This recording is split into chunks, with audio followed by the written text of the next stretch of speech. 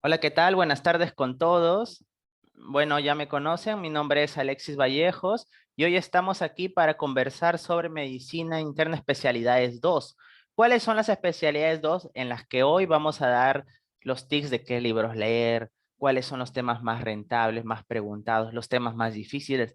Como estamos nosotros en el hospital, aquí vamos a conversar cuáles son las patologías en las cuales nos llegan nuestros pacientes en el hospital, ¿no? ¿Cuáles patologías tienes que aprender sí o sí cuando seas médico general? ¿Ok? ¿Por dónde puedes ir avanzando este verano leyendo? ¿No? ¿Qué bases necesitas previo? Entonces vamos a darte todos los tips y bueno, también vamos a tratar de enfocarte para que tu mente se abra y vea cómo es el camino de la medicina ya cuando estás en las prácticas, porque yo sé que en la virtualidad a veces es teoría, pero yo quiero que sepas que todo esto lo vas a usar más temprano que tarde, ¿ok? ¿Qué especialidades vamos a incluir en la charla? Neurología. De una vez les digo que neurología viene a ser la más difícil de todas, ¿ok? Así que mucha atención aquí. Otras especialidades que vamos a ver es, por ejemplo, dermatología. ¿Qué tiene de dermatología de especial?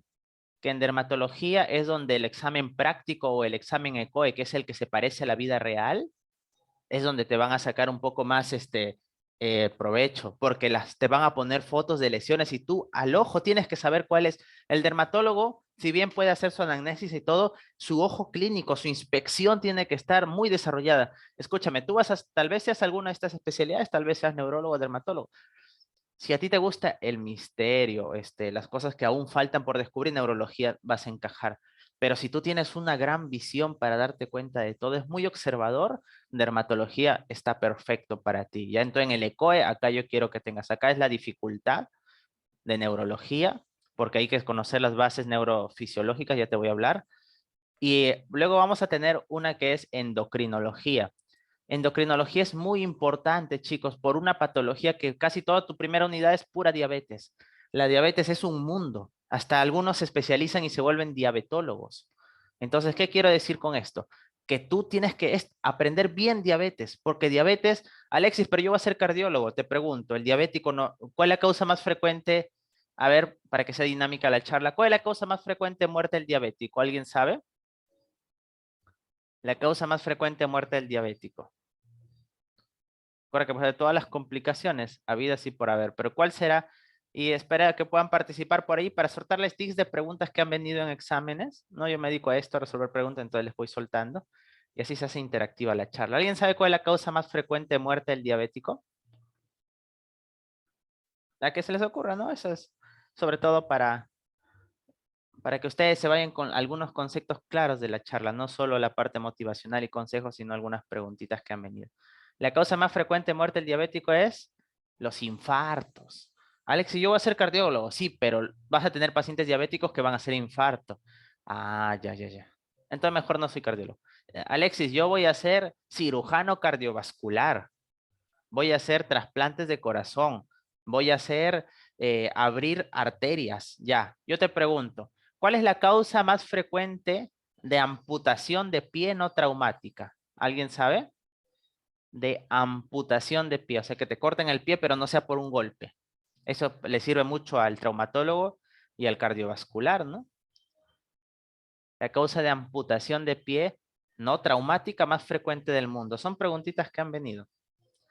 El pie diabético, excelente, Piero. El pie diabético es la causa más frecuente de amputación de pie no traumática. Entonces, si tú eres traumatólogo, tú eres cirujano cardiovascular, vas a tener que ver eso. Alexis, yo voy a ser nefrólogo. ¿Cuál es la causa más frecuente en el mundo de enfermedad renal crónica? A la diabetes, ¿no? Y otra preguntita de examen. ¿Cuál es la causa más frecuente en el mundo de síndrome nefrótico? Para los que van a ser nefrólogos o internistas. La causa más frecuente de síndrome nefrótico en el mundo. O sea, recuerda el paciente que hace proteinuria, anasarca y dislipidemia, ¿no? Ya, es la diabetes, la causa más frecuente de síndrome nefrótico. El nefrólogo lo va a ver. Ah, pucha, Alexis. Ahí, entonces, ya mejor algo que no tenga que ver, gastroenterología. Ya, en los pacientes diabéticos, como se dañan todos los nervios, el estómago no se mueve, hacen gastroparesias. Uy, ya, cambio. Alexis, urología, toda la parte urinaria, ya. El paciente diabético se daña los nervios y la vejiga hace vejiga neurogénica. Uy. Entonces la diabetes se mete en todo. Por eso te digo que diabetes lo vas a ver, sea cual sea la especialidad. Y la oportunidad que tienes es hoy de aprenderla, porque el resto de cursos nadie más te va a enseñar diabetes como vas a aprenderlo en esta unidad. Y lo otro son los problemas tiroideos. Así que ahí endocrino es su fuerte, lo que te vas a hacer, tal vez va a ser la patología que más veas, o sea, la que más vas a ver en la vida real, sea la especialidad que estés, ¿ok? Mira, tienes la más difícil, la que tienes que tener el ojo clínico, el dermato, la que más vas a ver en la vida real. Y acá quiero hablarte de otra que es la hematología, donde acá sobre todo vas a ver dos temas, anemia, pero algo muy malo, leucemias. Chicos, ustedes no imaginan la cantidad de niños que yo he visto sin cabello por las quimioterapias, la cantidad de niños que no tienen ningún neutrófilo por la leucemia, la cantidad de niños que tienen 300.000 neutrófilos por la leucemia. Entonces va a ser algo que tú vas a ver en niños, es penoso, pero tiene una alta sobrevida si tú diagnosticas temprano. Entonces voy a ser pediatra, eso, leucemia es un tema muy importante. Y anemia ni qué decir. Y la otra especialidad es reumatología, donde acá es la especialidad del futuro. ¿Por qué, Alexis? Porque ahora, ¿cómo es la población? La mayoría son jóvenes o viejos, ¿no? O adultos mayores. La mayoría son ancianos, ahora vives más. Y el anciano hace gran cantidad de osteoporosis, de artrosis. Pero en reumatología también vas a ver al lupus. ¿Quién no ha aprendido medicina si no ha visto lupus? ¿No? El doctor House, Alexis, ha visto, ¿qué es lo que siempre hipotetizaba? Lupus. Entonces, son especialidades que tal vez te dediques en tu vida, ya para toda la vida te dediques, y que si no, los vas a ver igual. Y esta es tu oportunidad de aprenderlos. Y yo quiero decirte que hay muchos pacientes de esto que vemos al día, y vamos acá a conversarlo, ¿ya? Entonces, bueno, sin más preámbulos, bueno, mi nombre es Alexis Vallejos, yo ya tengo 6 años dictando cursos de pregrado. Estamos a diario en el hospital y podemos comentarte de las patologías con la experiencia que hemos recaudado. Para hacer esta charla también me he asesorado de especialistas que me han aconsejado para transmitirles, ¿no? Y bueno, pueden seguir en redes @medicina colección de promoción a las clases gratuitas y acá para que vean nuestras charlas en YouTube, ¿ok? Listo. ¿Alguien sabe, ¿alguien sabe esta escala FAS para qué se utiliza? De todas estas hay una emergencia que tú tienes que saber y esta escala FAS la utilizamos, ¿no? La han preguntado, mira, para la enfermedad cerebrovascular, ¿no? En neurología, escúchame, vas a tener, las enfermedades tú tienes que aprenderlo no solo porque vas a tratar extraños, créeme que cuando seas médico tú vas a ser el punto referente, incluso de estudiante, de toda tu familia y tu familia se va a enfermar. ¿Cuántos pacientes he visto que hacen asimetría y lo mandan a dormir al papá, al abuelo? Anda, duerme, estás mareado, anda, duerme. Y llega a la emergencia 12 horas después que ocurrió el ACV. ¿Ya de qué sirve?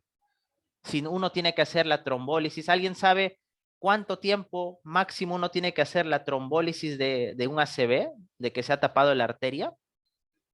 El tiempo máximo en promedio de hacer la trombolisis, ¿no?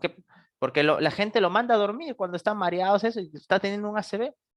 Tienes que hacerlo antes de las 3 horas, idealmente máximo 4,5 horas, trombólisis. Y si tú lo mandas a dormir 12 horas, ya ese cerebro murió. Entonces, es una emergencia que tienes que aprender a conocer. Entonces, vamos a hablar de introducción a la medicina interna 2. Vamos a analizar cada una de las rotaciones que te he dicho algunas cosas en macro. Vamos a ver el examen práctico, que es las cosas que tienes que ir aprendiendo. Consejos para un estudio exitoso, más bibliografía. ¿Ok? Listo. Bueno, nunca olviden esto, ¿ya? La medicina está hecha de la textura con la que están hechas los sueños. ¿Ok, chicos? Hay una frase que quiero decirles que si tú sueñas en grande vas a conseguir grandes cosas, ¿ya? Tú puedes, no importa lo que ha pasado antes, tú puedes desde este ciclo, desde este año académico, decidir voy a volverme un gran médico y lo vas a conseguir. Pero tú tienes que soñar en grande. No importa la virtualidad, no importa, eso va a acabar, vas a ir al hospital, vas a ver pacientes. Entonces está en tu decisión, ¿ya? Medicina interna 2, entonces, las especialidades neuro, hemato, reumato, dermato y endocrino, ¿ok? Entonces son 5 especialidades. Pero Alexis, yo me voy a volver neurólogo, hematólogo, reumatólogo, dermatólogo, endocrino, no. Tú prácticamente vas a volverte como un médico internista. ¿Saben qué es un médico internista? Es aquel médico que tiene la mayor capacidad de razonamiento clínico. El médico internista es aquel que conoce todas las especialidades que no se operan y puede dar un diagnóstico. Entonces, tú este ciclo, este año académico, como vas a dominar estas especialidades, te vuelves un médico internista porque tienes que conocer las 5, ¿ya? Tienes que conocer las 5 y hacer el diagnóstico diferencial. Entonces, vamos a hablar una por una en neurología, ¿ya? Miren, en neurología, lo primero que quiero comentarles es que ustedes tienen que cuando neuro va a ser la rotación la más difícil. Incluso algunas universidades lo llevan como curso solo neurología, la más difícil, ¿ya? ¿Por qué viene a ser la más difícil? Por una sencilla razón, ¿ya? ¿Por qué viene a ser la más difícil? Porque, por ejemplo, yo les pregunto, si se daña el área 17 de Brougham, ¿alguien sabe cuál va a ser el trastorno neurológico? Te pueden decir que ocurrió un SB que comprometió el área 17 de Brougham. ¿Alguien sabe cuál va a ser el trastorno neurológico? Si se daña el área 4 de Brougham, si se daña el tálamo, si se daña el núcleo subtalámico de Lois, excelente, Brian, muy bien. El área 17 es el área visual y el paciente va a tener ceguera cortical en el óvulo occipital, es área visual primaria, ¿no? Entonces, muy bien, ¿ah? El área 4 de Brougham, ¿alguien lo recuerda? Hasta de semiología lo podrían recordar y ha sido pregunta de examen. Yo los ejemplos que te pongo son preguntas de examen, porque a esto me dedico, a resolver preguntas, a enseñar y, y de eso se trata la charla. Claro, excelente, Piero. El área 4 es la corteza motora y de ahí parte la primera motoneurona. En cuanto se daña el área 4, aparece el síndrome de primera motoneurona. O sea, lo que causan los SB, ¿sí? Que no puede mover la mitad de su cuerpo dependiendo de la zona. Si se daña el tálamo, ¿alguien sabe qué aparecería en el paciente? O sea, tú vas a ver tu tomografía. Quiero que así pienses. Cuando veas neuro, te van a poner una tomografía. Te van a poner una tomografía y tú vas a ver así la tomografía, así, así. Acá vas a ver globos pálidos, ¿no? Lenticular y así vas a ver, papa. ¿Va? ¿No? Va. Y acá vas a tener. Entonces, va así, ¿no? Entonces, por ejemplo, acá tú vas a ver los ganglios basales y te dicen que acá el tálamo se daña. De globus pálido, ¿no? Es el núcleo lenticular, es el brazo anterior de la cápsula interna, rodilla, brazo posterior, etcétera, ¿no? ¿Alguien sabe si se daña el tálamo, qué aparecería? El tálamo recibe todo de tu cuerpo, recibe el dolor de tu cuerpo. Yo he visto una paciente, era una venezolana, tranquilos, tranquilos, que tuvo un infarto, ese joven, pero con hipertensión. Y la hipertensión es el factor de riesgo, pregunta de examen. ¿Cuál es el factor de riesgo más importante para que te dé SB? El principal factor de riesgo, pregunta de examen, la hipertensión arterial. Y hizo la paciente síndrome talámico. El síndrome talámico o llamado síndrome de Dejerine. Entonces tú tienes que saber qué arteria llega a cada zona. Por ejemplo, llega a la arteria cerebral posterior, su rama llega al tálamo. Y sabes cuál es la clínica. Imagínate que la zona del dolor de tu cuerpo se daña. Alexis, no voy a sentir dolor. Qué bueno, porque mucho estaba pensando en mi ex. No, al revés. Sientes demasiado dolor en la mitad, pero es un dolor neuropático. ¿Cómo es un dolor neuropático? Un dolor que apenas te tocan, gritas de dolor, como electricidad, como que te quema la mitad de tu cuerpo. Era alucinante porque tú le tocabas el lado izquierdo, nada. Le tocabas el derecho y le tocabas, gritaba de dolor. O sea, hay varios términos. ¿Cómo se llama? Cuando duele un estímulo no doloroso. Duele por un estímulo no doloroso. Por ejemplo, que te froten la piel y tú gritas de dolor. ¿Cómo se llama eso? Ese término, incluso semiológico, lo pueden recordar. Alodinia, excelente, Piero, ¿no? Alodinia, ¿no?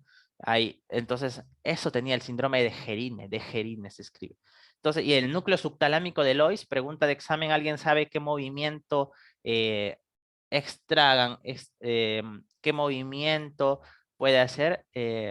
Según el núcleo, el hemivalismo, ¿ya? Hemivalismo, ¿ya? Es es de la vía extrapiramidal. Hemivalismo es que el paciente mueve así su cuerpo como si fuera una bala. Entonces, como te das cuenta, ¿cómo va a ser el razonamiento en neuro? Te van a poner un caso clínico y una tomografía o una resonancia. Entonces, yo tengo que ir aprendiéndome para el ECOE y para la vida real, tomografía y resonancia neurológica, claro. Radiografía no tanto. Tomografía más que todo, más que resonancia. ¿Ya? Y de acuerdo a eso, tú tienes que saber en la tomografía, la anatomía y en la vida real qué zona está dañada. Una vez que sabes qué zona, tienes que saber qué arteria llega ahí y cómo se llama esa estructura y qué función cumple. Y luego eso correlacionarlo con la clínica. Ahora, el paciente no te llega con la tomografía, te llega con la clínica y puedes hacerlo al revés, sabiendo que no puede mover tal brazo, tal pierna y que el de otro lado no siente, puedes tú saber dónde está. Entonces, neurología es una especialidad en la cual tú tienes que tener dos bases. Alexis, ¿qué voy repasando? Anato, fisiología, o sea, cada estructura que hace, y la semiología, porque en la vida real el paciente no te llega con tomografía y tú tienes que primero por el examen físico deducir dónde está dañado y luego pedir tu tomografía y confirmar el daño. Así razonamos, ¿ok? Entonces, miren, como es neurología va a ser donde más van a tener que reforzar examen físico, ¿ya? Donde más van a tener. Entonces, dice, el arte de la medicina está en la observación, ¿ya? Ahí está el arte de la medicina. Cuando tengas un paciente en la vida real, no te vayas de frente a tocarlo, ocultarlo, ver qué salió su examen. No, no, no. Yo siempre que tengo un paciente en la vida real, ni siquiera a veces me presento, ¿no? Porque a veces me llaman que vaya a evaluar al paciente, eso. Estoy en la puerta, el paciente ni cuenta se, estoy que lo miro ahí unos 5 minutos, como lo hacía el maestro William Osler, pero él lo miraba horas. Ya, pues yo no hay tanto tiempo, ¿no? Pero lo miraba al paciente, lo miro, qué hace, cómo se mueve, cuál es el déficit. Lo veo cuando está comiendo y que no puede usar tal brazo. Lo veo que cuando hace gestos no sonríe completamente. Lo veo que su desubicación, ¿no? Lo veo, entonces incluso los niños. Hay una crisis convulsiva, hay un tipo de epilepsia, ¿no? La de ausencia. El niño la epilepsia de ausencia, no, el niño no se tira, no convulsiona, está normal y luego deja de escribir y empieza a parpadear y a chupear por 10 a 30 segundos y luego otra vez vuelve. Entonces tú si no observas no te vas a dar cuenta. ¿Ok? Entonces el arte, la medicina, yo cuando tenga un paciente neurológico, obsérvenlo bien. Y eso para todo, pero en neurología más. ¿Ya? No toquen al paciente, sino digan lo primero que ven. Observen, después reflexionen y comparen. La medicina se aprende a la cabeza del enfermo. Y esto es importante, por eso tienen que ustedes, cuando estudien cualquiera de las especialidades, vean fotos. No te vayas a un tema. Yo sé que la virtualidad es difícil. Vas a volver al hospital, estoy seguro. Ya porque estás vacunado, ya esto va a pasar. Y aparte te digo algo, el médico tiene que aprender a luchar con el COVID. Ya eso es de hecho. Tienes que aprender a manejar pacientes con COVID porque probablemente sea una endemia y no vas a estar corriéndote. En su tiempo fue el VIH. Médicos se corrían también, pero aprendieron a vivir. Y acá se aprende a vivir con el COVID, a manejar pacientes COVID, cómo es la oxigenoterapia, etcétera. ¿Ya? Vamos a tener una charla de COVID extra al curso, por si acaso. Entonces, lo que quiero decirte acá es que tú no te pongas a leer si no me ves fotos, videos, tomografías, no hagas eso. Es un error. ¿Listo? Mira los temas que vas a ver para la primera unidad. ¿Ya? Vas a ver cefaleas, ¿ya? Epilepsias, los ACV, pero ACV, vas a ver infecciones, neuroinfecto, bacteriana, vírica, tuberculosa, el neurosida, ya en todas infecciones. Y luego enfermedades un poco ya más, esclerosis múltiple, Parkinson y tumores. Entonces, ¿qué es lo que yo quiero para esta primera unidad de neuro? Que tú me refuerces bien, ¿ya? El tema acá va a ser que cualquier zona, tú tienes que recordar bien tu neurofisiología. O sea, tú no puedes irte a hablar a estudiar neurología si no repasas tu neuro anatomía. Entonces, Alexis, ¿de dónde me recomiendas? Yo te recomiendo un libro corto como el Snell. No te voy a decir léeme el Testigla Target de Neuro, no. Te recomiendo el Snell, ¿ya? De Neuronato. Entonces, Alexis, ¿qué voy avanzando antes de entrar a mi rotación en el hospital? Antes de llevar el curso, o ahorita que estoy llevando el curso, léeme el Snell. Léeme cómo funciona la vía piramidal, la vía extrapiramidal, la médula espinal, porque esto es de neurología 1, pero en la parte 2 de neurología ves full médula, por si acaso, full nervios, entonces tienes que conocer eso, ¿ya? Y no solo qué es, sino cómo funciona, o sea, su fisiología, cómo funciona. No te digo que me leas neurotransmisores, eso, pero al menos eso, ¿ya? Entonces, ese es un dato que yo quiero darte. El que va a estudiar neuro y no sabe neuronato, está por las puras estudiando. Entonces, eso. Lo siguiente, ya para los chicos que van a estar en el hospital, ¿ya? Y para tus casos ECOE, cuando el paciente llega, por ejemplo, este paciente arrastrando con un tipo de caminata, ¿no? Por ejemplo, la marcha en estepaje. ¿Alguien sabe la marcha en estepaje en qué pacientes ocurre? Que el paciente su pierna lo gira así, así como estoy colocando acá. O sea, su pierna lo gira así, camina normal. Es una lesión del peroneo, del nervio peroneo, del peroneo común. ¿Ya? Entonces, una periférica. ¿Alguien sabe, por ejemplo, la marcha festinante? Pregunta Enan. Festinante. ¿En qué paciente ocurre? Esta es lesión del nervio peroneo. Eso es algo periférico, ¿no? En la parte 2 ves todas las neuropatías periféricas. Y la marcha festinante, que es un paciente que es como que la tierra lo llamara. Ya es un paciente que camina pies pegados, brazos pegados, mirando abajo, encorvado, como que la tierra lo llamara, mirando abajo. La marcha festinante, pregunta de examen. Ese es el paciente parkinsoniano. Entonces, tú, desde que entra cuando tú llegas al paciente, desde que cómo camina, cómo da vuelta, si hace su romber, ¿ya?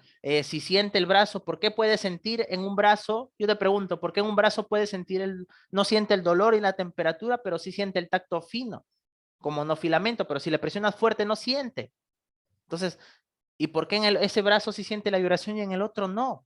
Entonces, así te llega tu paciente, realmente es de todas las especialidades la que tiene más semiología, no te olvides, la que tiene más examen físico es neurología. La que de todas, la que más es importante el examen físico es neurología. Es la que es la más importante. Entonces, Alexis, además de leerme el SNEL neuronato antes de entrar a neuro o antes de mi rotación, antes de mi ECOE, me van a poner, yo lo puedo sacar sin ver la tomografía, sí, si antes los neurólogos no tenían tomografía, ¿cómo daban el diagnóstico? Los grandes maestros lo examinaban a su paciente. Es uno de los exámenes de los antiguos maestros más fascinantes que yo he tratado de asimilar. Yo siempre te voy a enseñar con un método, pero es uno de los exámenes más completos y solo con el examen físico saben dónde está la lesión. Y ese es el punto que yo quiero que llegues. ¿Ya?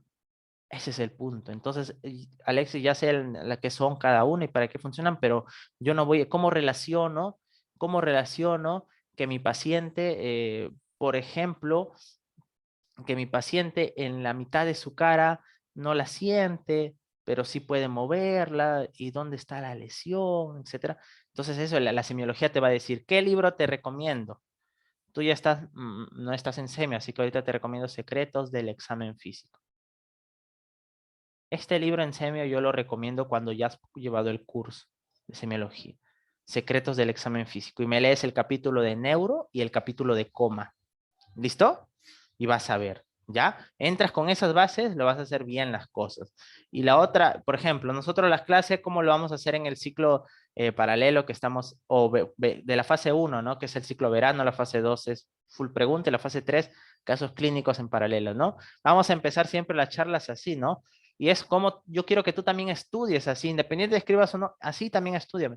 Busca gráficos, cómo se forma el polígono de Willis, qué arteria no forma el polígono de Willis, las ramas y a dónde irrigan, ¿no? Y los segmentos de la arteria cerebral media, los ganglios basales, ¿no? Y mira cómo vas a ver todo, ¿no? Por ejemplo, acá te dice la arteria cerebral media lo que irriga, la cerebral anterior, la cerebral posterior.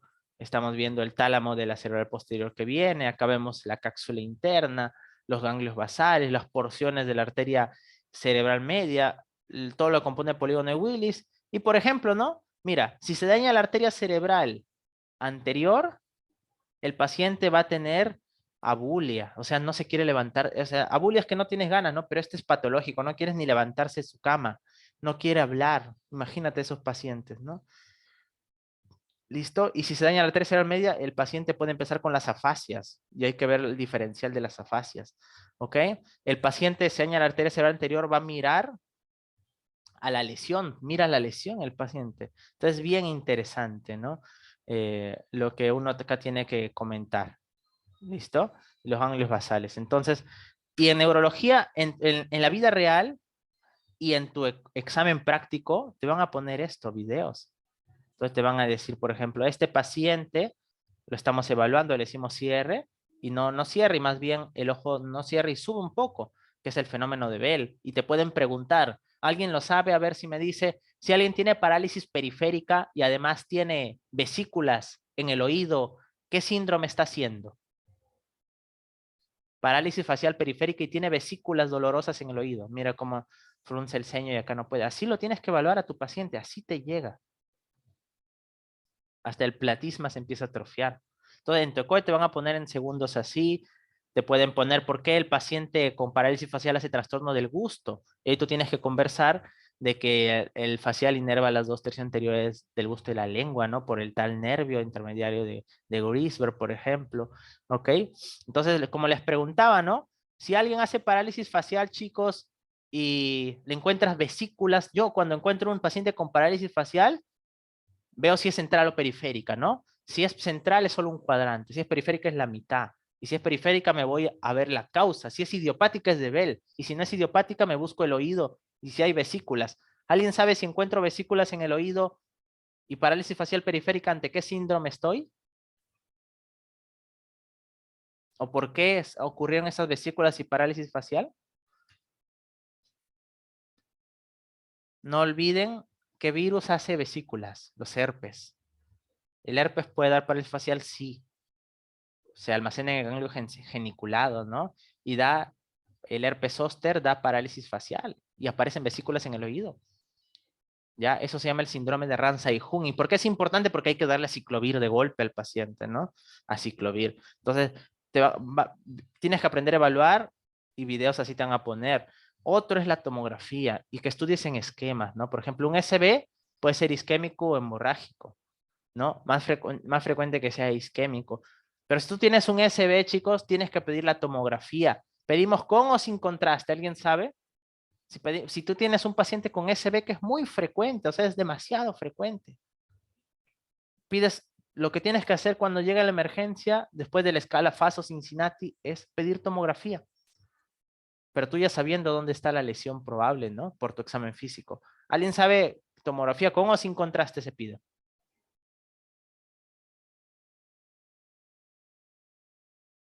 Sin contraste. ¿Alguien sabe por qué no pido resonancia si la resonancia ve mejor? ¿Por qué no pide resonancia un SB? Si la resonancia ve mejor la lesión, la ve antes. ¿Por qué no la pido? Por ahí alguien debe conocer la razón. Nunca te olvides estudiar así. Nunca. Para el curso que estés, siempre el por qué. Siempre el por qué. Porque si no, la mente lo va a olvidar. Y puedes recordarlo en el examen, pero en el paciente real necesitas memoria a largo plazo. Y el paciente real te cambia el juego, no es como el libro. Entonces, tú cuando te cambien las cosas, el por qué te va a ayudar. Yo hacía esto por tal razón, pero ya no lo voy a hacer porque el paciente me llega así. ¿Por qué no le pido resonancia? Porque un SB yo te he dicho, y ya te había dado ese dato, ¿ah? ¿Cuánto tiempo tengo para hacer la trombólisis como máximo? Porque cuando hay un SB y es isquémico, tengo que hacer trombólisis. ¿Cuánto es el tiempo máximo? No te hablo de trombectomía mecánica, trombólisis con fármaco, con alteplase, con tenecteplase. Menos de 4,5 horas. Entonces, imagínate, desde que le dio, desde que lo transporta, ponte que le dio en el Milagro, no tiene dinero para taxi, no viene la ambulancia. Entonces, imagínate cuánto demora en llegar. Todo tienes, llegas al Belén, no hay tomografía, tienes que pedir, llevarlo a Tomo Norte, hacer todo el papeleo para que el MINSA lo acepte, estabilizarlo, que tenga su turno porque hay otros pacientes. O sea, esto es lo ideal. Pero si te pasas de esto, ya no puedes hacer, le puedes dar hemorragia más bien. No hay, mayor es el riesgo. Entonces, por eso usas la tomografía sin contraste, porque es menos tiempo. En cambio, la resonancia demora más. La resonancia es mejor, pero uso la tomografía porque demora menos tiempo. Hago todo para que demore menos tiempo. Y es vital que tú tengas tu tomografía, porque si no la tienes, imagínate, la trombólisis solo se hace para el isquémico, que es el 85%, o sea, cuando hay un vaso tapado. ¿Y qué tal si el vaso se ha roto y es hemorrágico por la hipertensión? ¿Tú a este paciente le darías trombólisis al hemorrágico? O sea, ¿harías que, que la sangre se disuelva más? ¿El que está sangrando? ¿Le harías que su sangre se disuelva más? ¿Le harías que ya no se coagule a este paciente que está sangrando así?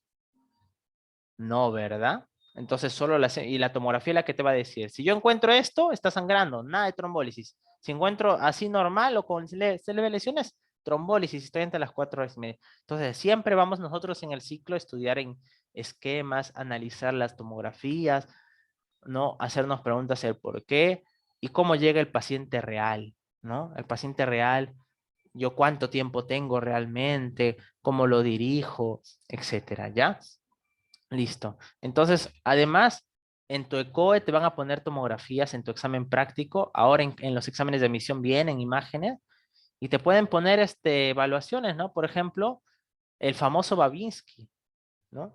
El Babinski, pero los sucedáneos, ¿no? Yo le presiono, por ejemplo, acá los gastronemios y mira cómo eleva el dedo. Va a haber veces que no puedes hacer el Babinski en el paciente real, no sale. Tú sospechas que es un síndrome motoneurona superior, pero no sale. Entonces le haces esto, ¿no? Babinski, le hace los sucedéneos del Babinski, ¿no? Le haces el Gordon, el Schaufer, el Oppenheim, que es frotar la tibia, ¿no? Mira, frota la tibia, y plan. ¿Listo? Eh, entonces, son cosas que tú tienes que recordar, el Chadot. Ya, mira, este es el que más usamos, el lateral. En lugar de hacer en la planta, el Babinski lateral. Y tiene que elevar el dedo pulgar de forma brusca, ¿no? Y Stransky, que presionamos, ¿no? Entonces, esas cosas no quiero que las olvides. Ya así te van a poner y te van a decir dónde está la lesión. Ese es tu eco, ¿ya? Un video y dónde está la lesión. O una tomografía donde está la lesión. Y así llega el paciente real. Entonces, algo que tienes que aprender también es recordar cómo se analiza cada tomografía, cada parte. Y es algo que vamos a nosotros reforzar. Como decía el famoso neurólogo Ramón y Cajal, ¿no? De las células. Todo hombre puede ser, si se lo propone, escultor de su propio cerebro. ¿Ya? Entonces, como te digo, tú puedes decidirte en adelante mejorar. El estudiante de medicina y el médico nunca deja de aprender al menos algo nuevo cada día. ¿Ya? Eso tiene que ser tu meta. Y nunca compitas con el resto, contigo mismo. ¿Cómo hoy soy mejor que ayer? Porque voy a ver pacientes y esos pacientes incluso van a ser mis familiares. ¿Ya? Entonces, para neuro el consejo es neuroanato de Snell, semio de secretos del examen físico. También hay un capítulo, ya sabes, ya te voy a mostrar los libros base, ¿ya? El libro base acá es el Sarrans y tiene un capítulo de examen físico al inicio, léelo, por favor, también, ¿ya? El otro es el Adams, también es bueno, pero el que sale en las preguntas, más bien es el Sarrans. El Adams tiene esquemas, pero más bien acá, ¿ya? Eh, tienes que ver tomografías, bueno, eso es más con la práctica, por eso nosotros vamos a dar clases de eso los domingos siempre, y ya al final ya lees tu tema neurológico, ¿no? Entonces, eso es lo que yo te recomiendo para la especialidad más difícil. ¿Listo? Vamos con otra, ¿te parece? Vamos con reumato, ¿ya? Reumato viene a ser una especialidad en la cual del futuro, porque el reumatólogo puede ver niños, puede ver jóvenes, puede ver ancianos, porque hay patología. Por ejemplo, el anciano hace osteoartritis, hace osteoporosis. El joven hace las autoinmunes, la mayoría. Y el niño hace la artritis reumatoide juvenil, el Kawasaki, etcétera, ¿ya? Entonces, reumatología es una especialidad en la que vas a usar también el examen físico osteomuscular. Va a ser importantísimo que lo manejas, osteomuscular. ¿Ya? Es una especialidad en la que tienes que aprender a ver lesiones, cómo se deforma la mano, el pie. Tienes que ser muy observador. Y es una especialidad en la cual tienes que manejar 2 fármacos. Te pido que leas del Guttmann, ¿ya? Tu Guttmann me lo coges de farmacología y me lees corticoides, porque acá usas mucho corticoides. Y si puedes, inmunomoduladores también, pero no, más corticoides, eso me vas a leer. Examen físico osteomuscular, igual de secretos del examen físico lo recomiendo. Y hay un manual ahí que te voy a pasar. Y ver lesiones de Atlas, ¿ya? Entonces, reumatología es una bonita especialidad si te gustan las clínicas. Ya miren, por ejemplo, acá. Tenemos que nosotros hacer la anamnesis en estos pacientes y en toda la especialidad. No te olvides que la anamnesis da el 60-80% del diagnóstico. O sea, tú preguntando a tu paciente, 60-80%. Yo les digo algo en el hospital, chicos. Se hacen mal las historias clínicas. Se hace mal el examen físico. Son muy pocos los que saben hacer una buena historia con una buena análisis de examen físico. Y luego están pidiendo todas las pruebas y perdidos. Pero si no haces la buena historia, por ejemplo, yo les comento, la otra vez llegó una niña, ¿ya? Hacen interconsulta, pediatría, vamos. Entonces, a ver, justo estaba yo en esa rotación. Y una niña con sibilantes y todo de hace 2 días y con COVID negativo, ¿no? Entonces, ¿pero qué? No le preguntaban a la niña si desde cuándo era la tos. Perdón, a la niña no, porque tenía 6 meses, a la lactante menor, a la mamá. Y resulta que la tos, o sea, era más fuerte en estos 2 días, pero tenía 4 meses de tos. Imagínate un bebé de 2 meses tosiendo por 4 meses, hasta los 6. No preguntaban las vacunas. Pero imagínate, no tenía vacunas. Entonces podía estar infectada de cualquier cosa. Y por último, a la hora de hacer el examen físico no detectaron el SOP. Entonces, yo eso lo veo siempre. Y yo quiero decirte algo. Te vas a demorar en tu anamnesis, sí, pero vale la pena. Porque si tú lo haces bien, sabes la cronología de la enfermedad, a la hora que plantees tu problema de salud, tu hipótesis, tu diagnóstico, vas a tenerlo claro. El paciente no estudió medicina y él no sabe qué contarte. Tú tienes que saber qué preguntar. ¿Ya? Listo. Ahora, en los pacientes reumatológicos empiezan con artritis la mayoría. O sea, los pacientes con reumatológicos, tú tienes que escuchar la historia de la artritis, que le dolían los huesos, que le dolían las articulaciones. Entonces tú tienes que decir ahí, ¿le dolían las grandes o pequeñas articulaciones? ¿De la columna o de los dedos? Y si eran los dedos, ¿cuál le dolía? ¿La interfalángica distal o proximal? Yo te pregunto, y ver al examen físico, ¿no? Entonces yo te pregunto, si un paciente tiene su dedo inflamado, aquí están las articulaciones, ¿no? Entonces, una articulación, dos, tres. Y es la distal nomás, estas están normales. ¿Qué enfermedades puedo pensar? Si es la interfalángica distal. ¿Alguien sabe? Pregunta de examen. ¿Está inflamada la interfalángica distal? ¿En qué enfermedades puedo pensar? Artritis reumatoide, lupus, Sjögren. ¿Qué puedo pensar si es la distal nomás? Claro, la artrosis u osteoartritis. Y hay una más. Si es o sea, yo no pienso artritis reumatoide porque la artritis reumatoide afecta proximal, la artritis reumatoide, ¿no? Eh, la distal es artrosis y también lo afecta la artritis psoriásica y la gota en formas crónicas, ¿no? Entonces, solo viendo la articulación, cómo está, etcétera, tú llegas a un diagnóstico. Entonces, ¿qué vas a ver acá? Introducción a enfermedades reumáticas autoinmunes. Vas a ver el enfoque de una artritis. Cuando tengo un paciente con artritis, ¿cómo sé cuál es? Vas a ver al lupus. Si has visto a Doctor House, sabrás que siempre dicen puede ser lupus. El lupus es una enfermedad que genera anticuerpos ¿contra quién? Contra tu propio ADN. Entonces puede atacar todas las células de tu cuerpo. Es una enfermedad fascinante, frecuente.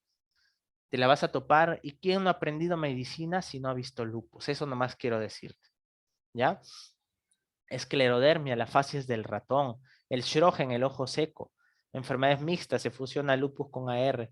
El síndrome antifosfolipídico, que lo vas a ver, así seas ginecólogo. Estos pacientes hacen abortos recurrentes por trombosis, ¿ya? Hacen tromboembolismo pulmonar los neumólogos, vasculitis, una vasculitis, paniculitis, amiloidosis. Entonces, miren esta frase, ¿no?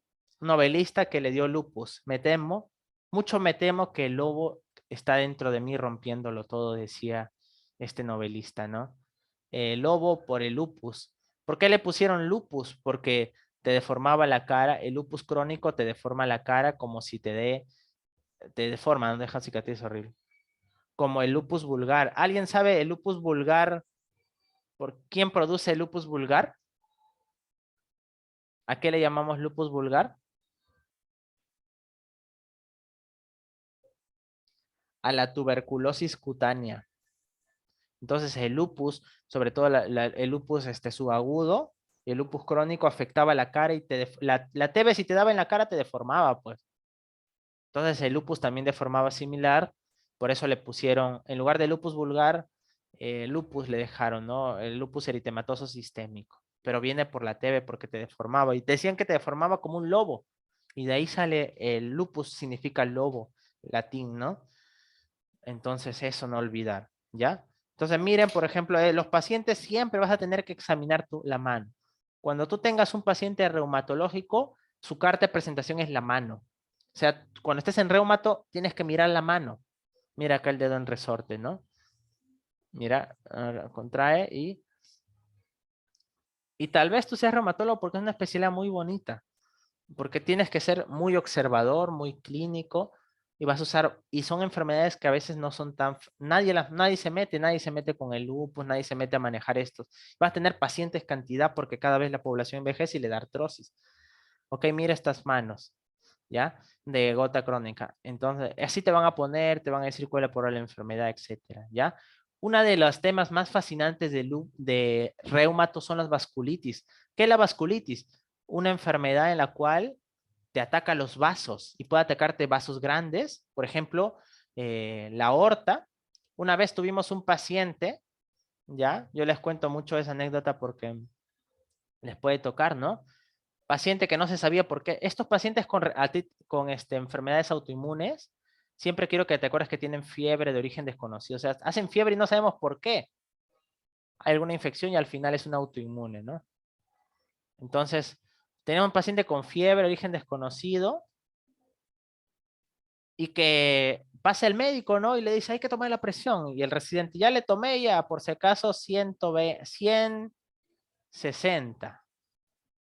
Y el doctor, no sé cómo se le prende, dice, no te creo, a ver, yo le tomo. Dice, ya te voy a botar de la residencia porque en realidad tiene 150, 90. Y el doctor decía, el residente, pero ¿por qué? Si yo le he tomado. Y el asistente, no, está así. Pero yo le tomé en el otro brazo. Y se fueron a tomarle al otro brazo y el otro brazo era así. Y el derecho era así y el derecho era así y el izquierdo así. Y al final, con este hallazgo de que la presión era diferente en ambos brazos, por eso, siempre les digo, cuando tengan un nuevo paciente, se toma la presión en los dos brazos. Y el brazo que salga más alto, ese lo tomas para siempre y ese siempre vas a tomar. Pero inicialmente los dos brazos, ¿ya? Pero la diferencia no puede ser más de 10 milímetros de mercurio, pero acá había 50. Sí, y acá el problema es que había una enfermedad que estaba atacando a la aorta, justo donde salía la subclavia, y por eso, no, al revés, 190 y 150 y acá 160. Como la enfermedad estaba atacando a este brazo, justamente ya no llegaba poca sangre y había poca presión, ¿no?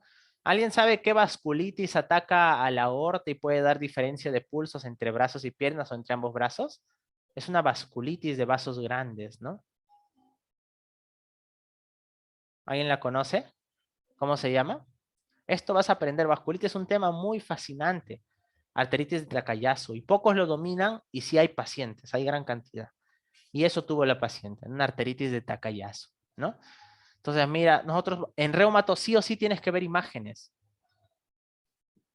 Ya, por ejemplo, estas úlceras cutáneas, donde afecta la biopsia y luego resuelves todo, ¿no? Esa es la idea, la definición epidemiopatología, ¿no? la clínica más frecuente, etcétera. Vas a ver esto, ¿no? Mira, las vasculitis. ¿Saben cómo diferencio que esto no es un exantema, por ejemplo, por varicela? ¿Alguien sabe cómo puedo saber que esto no es una roncha o es sangrado? Porque la vasculitis se daña el vaso y sale sangre. Recuerden esto, cuando es por una inflamación, una roncha, una varicela, lo que sea, si tú lo presionas se vuelve blanco, porque es inflamación. Cuando es sangre que se ha salido por una vasculitis, tú lo presionas o una petequia y se queda rojo igual. Esto a la digitopresión sigue rojo morado. Y tienes que ver imágenes, ¿no? Por ejemplo, acá estaba haciendo aneurismas, ¿no? Y así, esa es la vasculitis es uno de los temas más fascinantes que vas a ver en reumato.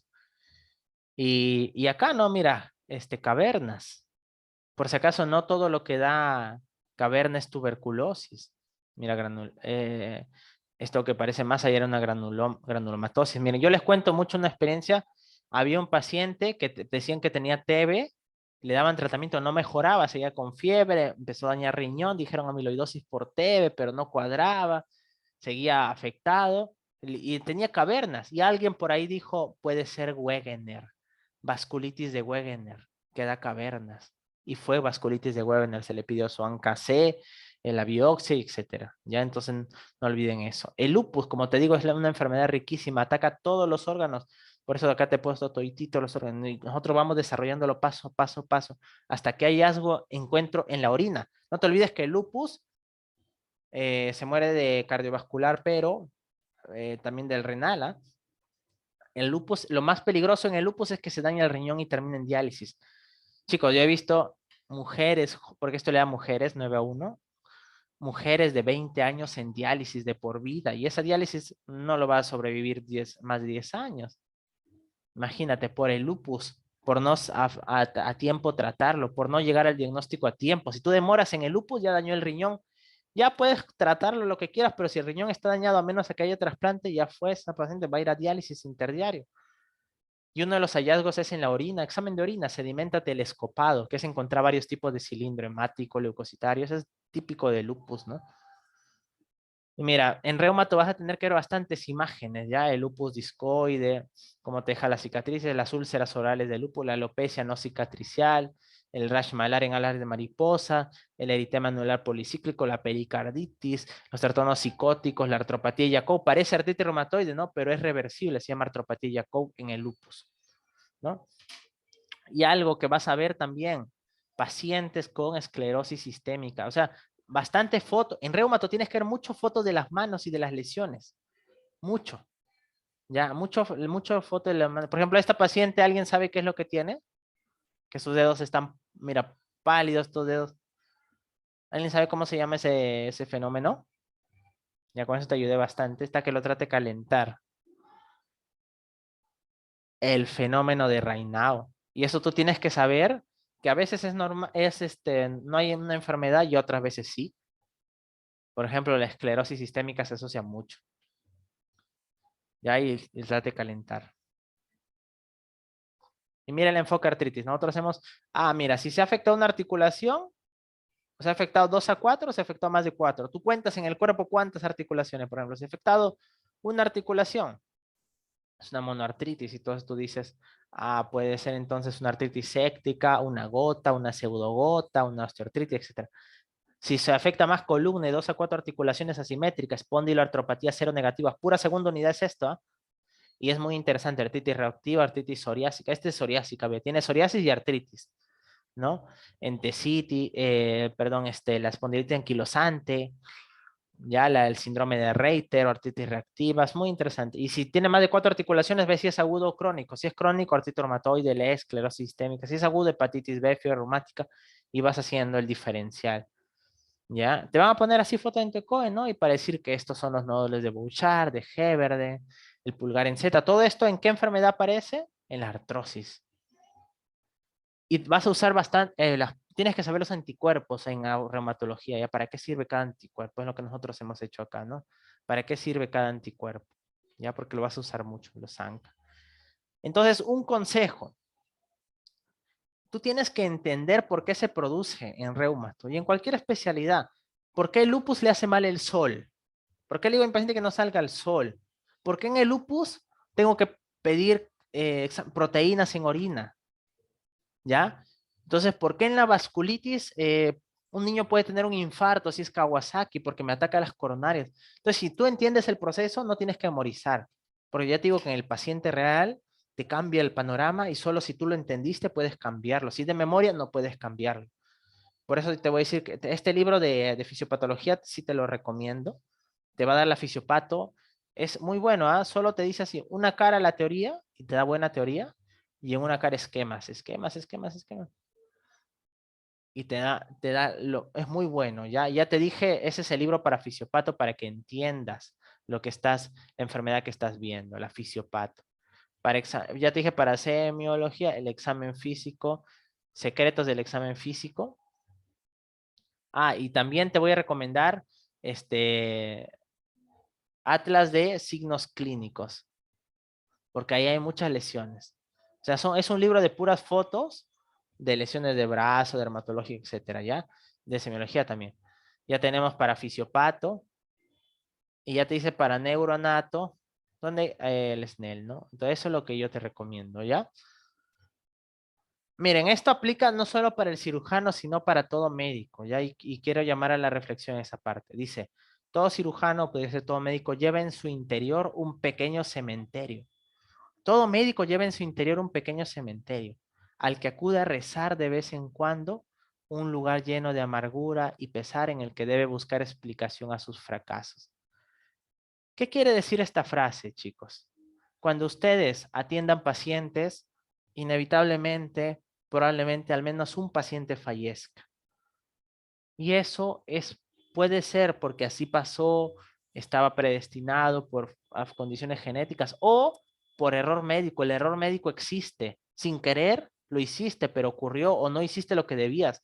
Entonces, tú quieres disminuir este cementerio porque sí o sí va a haber un pequeño cementerio y hay que vivir con eso. El médico vive con la muerte todos los días, pero tiene que ser un pequeño cementerio porque tú tienes que prepararte bien, prepárate bien porque vas a tener pacientes con SB, epilépticos, crisis convulsiva, con tumores cerebrales, vas a tener pacientes con lupus, con artritis reumatoide, vas a tener con psoriasis diseminada, ¿no? Vas a tener pacientes con leucemia. Prepárate bien para que este pequeño cementerio. Y este pequeño cementerio es el que te ayuda a tomar buenas decisiones cuando estés en problema, eso sí. De los errores se aprende, ya eso no te olvides, ¿ok? En hematología, miren, dice, donde quiera que el arte de la medicina es amado, también hay un amor a la humanidad. Le decía Hipócrates, ¿no? Antes de ser médico hay que ser buena persona, ¿ya? Hay que ser buena persona. Vas a ver cómo te darás cuenta todas las anemias habidas y por haber. Anemia, anemia, anemia, anemia, anemia, anemia, anemia, anemia. Alexia, o sea que es rentable para mí que estudie bien anemias. Claro, si la mitad del sílabo es anemia. Esta también es anemia, por si acaso, ¿no? Esta no es anemia. Y acá empiezan las neoplasias, mieloproliferativas, y las leucemias y linfomas y mielomas múltiples, que está en la segunda unidad. Es algo que tienes que, linfomas, y tal vez va a ser el reto mayor es aprender esto, ¿ya? Son temas complejos, pero vas a ver esto. Esto que yo te traigo para concientizarte es lo que yo veo en el hospital, lo que he visto tantas veces, y que a veces por un mal diagnóstico se mueren los niños, ya niños así, ¿ok? Con leucemias. Ya acá están probando un nuevo tratamiento. Pero estos niños pueden curarse hasta un 80% dependiendo del tipo de leucemia. Si lo detectas temprano. Ahora, si el niño llega sin neutrófilos y se le mete una bacteria, lo va a matar al niño, pues. Tú no usas el antibiótico adecuado, se va a morir ese niño. Entonces, de ti va a depender yo de los temas, aparte de anemia, quiero que aprendas leucemia y linfoma porque vas a ver niños así, sin diagnóstico, no van a estar peladitos así, porque no están con diagnóstico y se puedan morir porque no se detectó a tiempo, ¿ya? Es muy penoso, la verdad, pero salen los niños sí se detecta a tiempo. ¿Y de quién depende que lo detecte a tiempo? Si lo ves al niño así, todo calvo, hasta el vigilante lo diagnostica. Pero si cuando el niño llega, cuando tú ves el hemograma que empieza a bajar, más dolores poliarticulares, está en la edad adecuada, lo sospechas, lo detectas a tiempo, lo tratas, recupera, eso es la del médico. El médico tiene que detectarlo antes. Mientras antes lo detectes es mejor para el paciente. Y recuerda, el paciente no tiene derecho a tus errores. No tiene derecho. ¿Ya? Vamos a ver anemia bastante y tú tienes que saber para qué sirve cada parámetro. En hemato tienes que saber cada parámetro para qué sirve. La vitamina B, el folato, el hematocrito, la hemoglobina, cómo se corrige. Ya, y si algo quiero que vayas leyendo es la histología hematopoyética. Eso sí quisiera que vayas leyendo. Un concepto previo acá es que me vayas leyendo. Lo previo que quiero acá no va a salir anato, no, pero sí la histología hematopoyética. Alexis, no quiero leer histología. Ya, si quieres, léeme la fisiología hematopoyética. Cualquiera de los dos, ¿eh?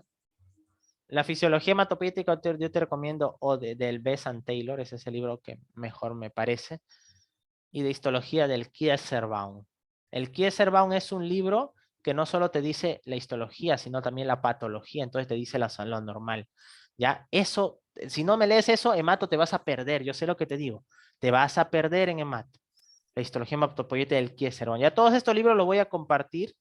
Ya saben cómo siempre es en mis charlas, ¿no? Le toman una foto a la charla, nos etiquetan en Instagram, @medicinacoalexis. Si tú está privado tu Instagram, me envías la captura y yo te envío el link de libros. Excepto a los inscritos al ciclo paralelo que van a tener su biblioteca virtual, vídeo tema por tema con su bibliografía, ¿no? Eh, entonces, y esto es lo más importante para mí. Toma el screen si quieres. Si tú me sabes diferenciar el algoritmo diagnóstico de las anemias, o sea, tienes una anemia y vas a tener muchas anemias en tu práctica, ¿ya? Tienes una anemia, ¿ok? Tienes una anemia y si es microcítica puede ser tal, normocítica tal, macrocítica tal, si regenera o no regenera, el defecto es en la membrana, ¿no? Entonces, si tú clasificas bien a las anemias, lo vas a hacer bien, porque tu caso clínico te va a venir un paciente con tal clínica que tiene un volumen tal, hemoglobina tal, corpuscular tal, reticulocitos tal, ¿ok? Octoglobina tal, etcétera. Entonces, esto es lo más importante para la primera unidad. Y la segunda unidad, leucemias y linfomas. Y ahí la haces linda. El diagnóstico diferencial de las anemias. Entonces, yo para eso te voy a recomendar un libro, ¿ya? Ya, escúchame. Para anemias, además del libro de hemato, que es el oficial, primero léeme del libro llamado Diagnóstico Diferencial en Medicina Interna, del libro llamado Diagnóstico Diferencial en Medicina Interna, escrito por Lazo, ya que es full esquemas, me va a salir el capítulo de anemias, nada más. Es corto, ¿ah? Es corto. Y si puede ser de artritis para reumato, ¿ya? También es bueno. Es corto, pero del diagnóstico diferencial, porque tu mente tiene que funcionar como un algoritmo para anemias y la vas a hacer bien. Y tu histología del hematopoyético la haces bien, entras de hecho, ¿ya? Mira, los pacientes con este tipo de enfermedades tienen que hacerle un trasplante de médula ósea, ¿ya? Y tienes que ver las antígenos de histocompatibilidad, ingresas, tienes que primero haber destruido, imagínate haber destruido todo el sistema inmune, le metes una quimioterapia que destruye todas sus defensas y después le metes la nueva médula y puede haber rechazo o no. Destruyes primero todo. Y el problema, chicos, es que cuando se destruye todo se le puede meter cualquier infección. Eso se llama infecciones en neutropénicos y es otro tema que me vas a leer, neutropenia febril. ¿Ya? Neutropenia febril me lo vas a leer porque te lo van a preguntar, neutropenia febril. Puedes leerme del libro de Infecto el Mandel, neutropenia febril, y quedas excelente. ¿Ya? Esto lo hace el hematólogo. Es una especialidad muy bonita. Tienes que recordar bien tu histología e inmunología acá. ¿Ya? Listo.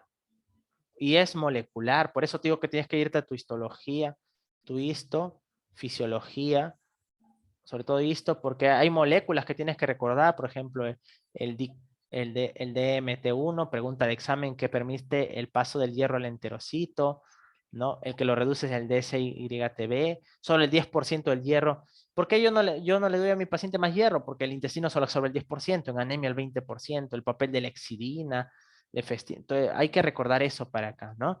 No olvides esto, la receta para el éxito estudia mientras los demás están durmiendo. Y tú estás acá en esta charla, estás haciendo la diferencia, porque ahorita todos están a punto de salir, pero tú estás acá unos minutos más. Trabaja mientras los demás holgazanean. Prepárate mientras los demás juegan. Y sueña mientras los demás desean. Y tus sueños se van a hacer realidad. Ese es el secreto del éxito. ¿Ya? En dermatología, ¿qué te voy a recomendar acá? En dermato, quiero que aprendas bien el examen físico, de piel y anexos. ¿Cuál me puedes leer para eso? Me vas a leer, por ejemplo, el Secretos de Examen Físico. Me vas a leer, o sea, te vas a leer varios, ¿ah? El Seidel y el Argente, ¿ya? Y vas a ver en en Atlas, ¿ya? Atlas, ya te voy a mostrar Atlas, pero el Atlas de signos clínicos es muy bueno. Yo te voy a compartir Atlas, pero el examen físico de piel y anexos lo tienes que leer, ¿ya? Tienes que revisarlo bien, ¿ok? Eh, claro, ahorita les muestro los libros de dermatología. Esto es solo para los conocimientos previos. Luego vamos a ver libros base, ¿ya? Acá el libro base es el Fitzpatrick, también Bologna es bueno, pero el Fitzpatrick es el libro base. Fitzpatrick, ¿no? Es uno de los libros base, ¿ok? Listo, entonces nosotros comenzamos, ¿ya? Listo, mira, en dermato, escúchame, el dermatólogo es full inspección. O sea, tú tienes que ver acá muchas fotos para poder llegar a un buen diagnóstico dermatológico, tal como lo hacía el maestro William Osler, ¿no? El padre de la medicina interna.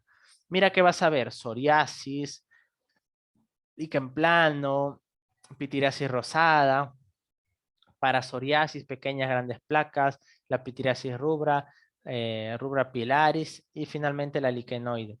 Entonces, todo es fotos, todo es fotos. Tú tienes que saberme si una lesión mide menos de 3 milímetros, más 10 milímetros, más de 10 milímetros, más de 1 centímetro, y la foto, ¿qué puede ser, no?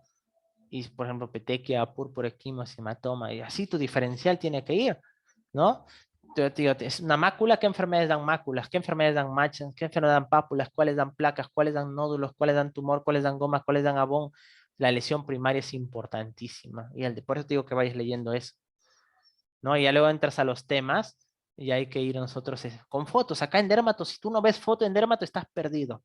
Si tú no ves foto en dermato, estás perdido. Por ejemplo, este de acá, tú ves este dedo así, con puntos, y tiene alguna que otra lesión roja en el cuerpo. Este es el dedo, la uña en dedal, pitting unguial, y ese es por psoriasis eh, en uñas. Y esto tiene mucho riesgo de volverse artritis psoriásica. Entonces, muy interesante. La fisiopatología acá te va a hacer no olvidarte las cosas, ya así como nosotros lo resolvemos, paso, vamos. Y las fotos, ¿no? Por ejemplo, acá tenemos psoriasis placas, en placas. Acá, por ejemplo, le dio una faringitis estreptocócica y todo el cuerpo, psoriasis de gutatas, en placas, en gotas, ¿no? En cuero cabelludo, el pitting unguial de uña dedal, ¿ok?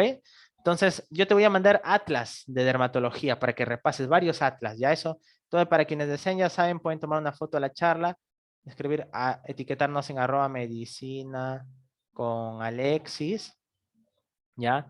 Medicina con Alexis, y mandarnos la foto a nuestro mensaje, a nuestro DM, para que sepamos que nos ha etiquetado, porque a veces está en privado y te voy a enviar los libros, ¿ya? Excepto para los inscritos, ¿ah? Los inscritos van a tener su biblioteca virtual, al ciclo de fase 1, ¿no? Las 3 fases van a tener su tema por tema, las bases, y vamos avanzando.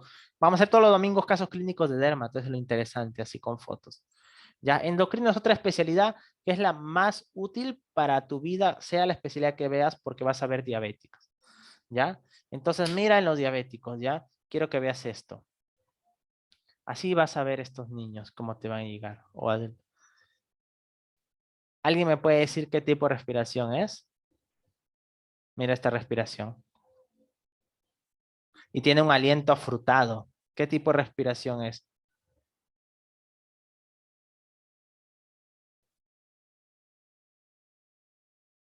¿Alguien sabe qué tipo?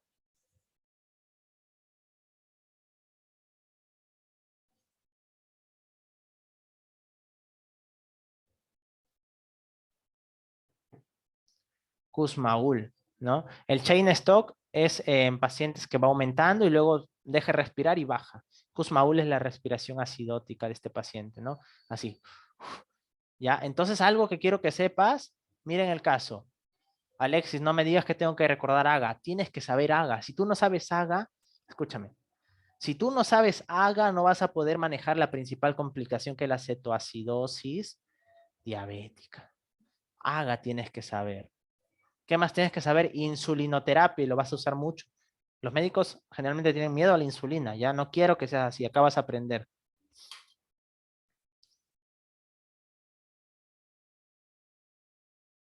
¿Ok? Listo. Entonces, esas cosas. Mira, antes de la insulina, la mortalidad, ¿saben cuánto era de la diabetes tipo 1? 100%, es de 1920. Iba a morir este niño.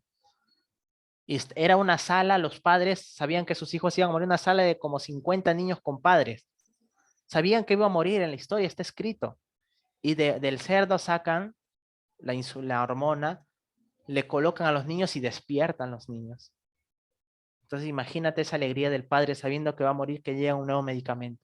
Y esto es muy frecuente. Y si no lo tratas, yo he visto niños morir aún con cetosis diabética porque desde la sierra nacen así, desde la sierra los traen todo compensado mal, no les manejaron con insulina ya, no debes tener miedo a la insulina, ¿ya? Entonces mira, diabetes, diabetes, diabetes, diabetes. O sea, diabetes tienes que saberlo, pues. Entonces, ¿qué me aconsejas, Alexis? ¿Qué me aconsejas? Ya vas a agarrar tu libro Bookman. Estos son saberes previos porque hay libros oficiales. Acá el libro oficial es el, el, el William de endocrino. Pero vas a agarrar tu Bookman y me vas a leer antidiabéticos e insulina. Eso me vas a leer. ¿Ya? No te olvides. Me vas a agarrar estás conceptos previos. ¿Ya? ¿Listo? Entonces nosotros acá tienes que saber la fisiopato, sí o sí, si no, no vas a entender qué tiene tu paciente. Tú no vas a entender por qué yo le tengo que pedir potasio al paciente. No vas a entender por qué cuando lo tengo que hidratar con tanto volumen y no pasarme. No vas a entender por qué puede hacer una neumonía y la radiografía salir normal. ¿Ok? Entonces no vas a entender por qué me hace acidosis, etcétera. Entonces, yo te voy a enseñar cómo manejar estas emergencias, ¿ya? Por ejemplo, le dejo al paciente en NPO, le coloco su sonda para ver la diuresis, el balance electrolítico, cómo lo hidrato. Tengo que enseñarte todo de los electrolitos acá, por si acaso tengo que enseñarte todo electrolito para manejar la glucemia, cada cuánto le saca, qué exámenes les pido y cómo manejo, ¿no? Cómo manejo esta, así es como así dejas en el hospital, 1, 2, 3, 4, 5, 6. Eso yo te voy a enseñar como en el hospital, cuánto le paso el cloruro, etcétera, ya eso te voy a enseñar, ¿ok? Entonces, por ejemplo, un algoritmo, lo vamos a destruir, ¿no? Y tú tranquilo vas a manejar tu diabetes, ¿no? ¿Ok? Algo que quiero que sepas. Nunca metas insulina si no has visto el potasio, porque la insulina baja el potasio y si el paciente está con potasio bajo, baja más el potasio y hace paro cardíaco. La hipocalemia hace paro cardíaco en sístole y el paciente fallece en tu delante. Entonces, primero es el potasio. Primero fluidos y potasio. ¿Ya? Mira, vive como si fueses a morir mañana, pero aprende como si fueses a vivir para siempre. Vive como si fuese a morir mañana. Alexis, me voy de juerga, me voy de juerga. Pero aprende como si fueses a vivir para siempre, porque vas a tener estas emergencias. Es muy grave ver esto, un niño en coma, respirando muy fuerte, los padres desesperados, totalmente deshidratados. Es muy grave verlo. Pero si tú tienes los conceptos, no vas a tener miedo a la hora de enfrentarlo. Y la experiencia de los casos que en vivo que vamos a resolver verdaderos te va a ayudar mucho. Esto lo decía Gandhi, ¿eh? El decálogo de buen médico. La historia clínica es lo más importante. Los pacientes son iguales. Igual trata a todos.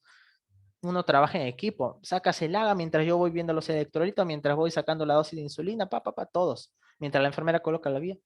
Siempre hay que ayudarnos entre nosotros. Todos van a ser médicos, chicos. Entonces ayuden entre ustedes, porque todos vamos a ser colegas, ¿ya? Y todos vamos a ser pacientes. Tú pudiste haber dicho un concepto que ese colega lo puede haber salvado a un paciente por lo que tú le enseñaste indirectamente. Eso yo quiero que sepas, ¿ya? Y finalmente el examen ECOE. Como decía, ahorita que estamos en la virtualidad, decía William Osler, ver enfermos sin leer libros, como que yo me voy a la emergencia, no leo nada de diabetes, entonces me voy a la emergencia, ya, aunque sea por osmosis aprendo. Ver enfermos sin leer libros es como navegar sin cartas de navegación, o sea, ver enfermos y no leer es como estar en el mar sin mapa. Pero si tú te dedicas a leer, no ves fotos, no ves videos, no escuchas casos clínicos reales que, por ejemplo, yo te voy a comentar o de cualquier docente, pero que te cuente casos del hospital reales, no ves casos clínicos reales, o sea, lees libros y no ves pacientes ni casos, ni siquiera has ido al mar. Entonces, si tú te enfocas a ver libros, ni siquiera estás en el mar. Siquiera si ves enfermos, o sea, ves casos, pero no lees libros, estás en el mar, pero no tienes dirección. Pero si no ves enfermos, ni siquiera estás en el mar. Entonces, el examen ECO es la utilidad porque te muestra tomografías, lesiones, cómo llega tu paciente y tú sepas cada lesión qué significa, qué es. Eso yo te voy a enseñar, te van a preguntar esto en segundos. ¿Qué puede ser esto? ¿Cómo respeta, ¿no? El diferencial con rosácea. Si la lesión mide de 1 a 5 centímetros, es una ampolla, menos 1 centímetro una vesícula. ¿Quiénes causan vesícula, flictenas? ¿Por quién lo produce? Ese es tu ECOE. Ese es tu ECOE, fotos, tomografías, casos, ¿ya? Insulinoterapia, haga, tienes que aprender eso. No olvides que detrás de cada historia de éxito hay años de esfuerzo y sacrificio, ¿ok? Los libros, estos son los libros que ya conoces de medicina interna, Harrison, Farreras, Cecil, tienen lo necesario. Farreras es más entendible, Harrison poco más pronto examen, Cecil es más actualizado. Esto es para una lectura rápida. Washington, el Sabatini muy bueno y el Green Book, para que te enseñe el examen.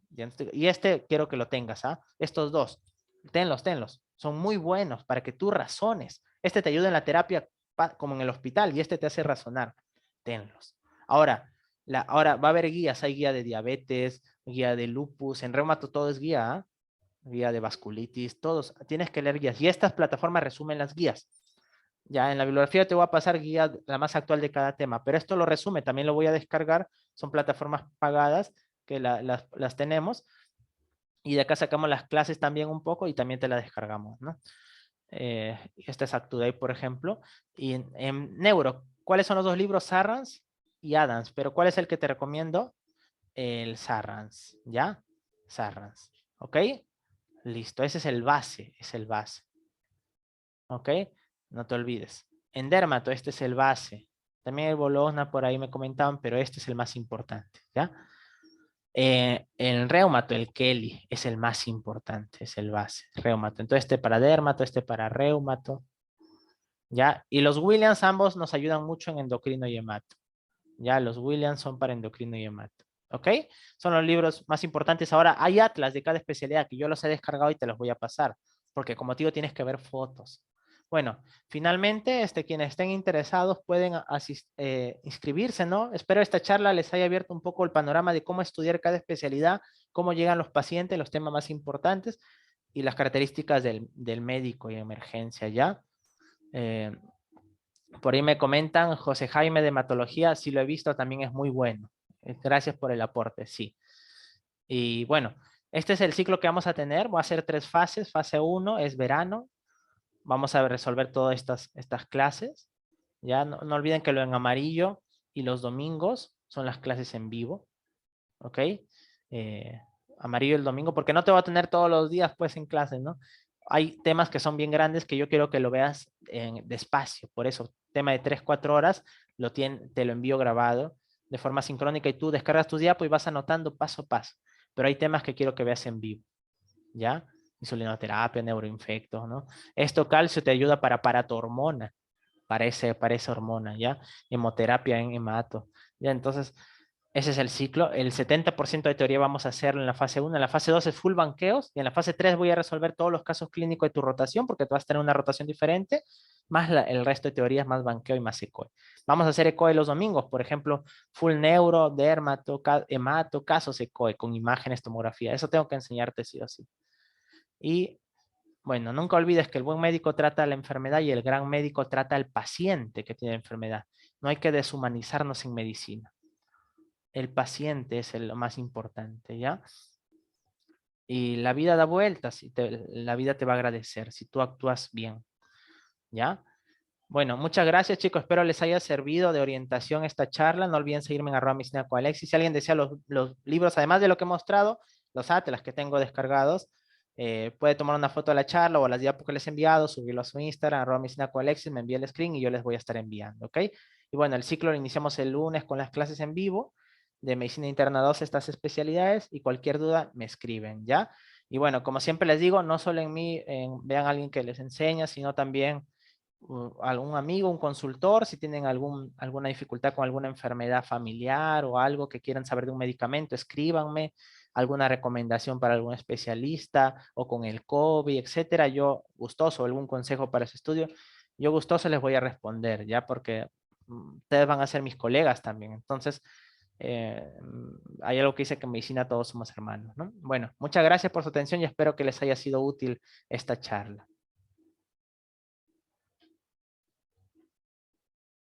Y gracias, chicos.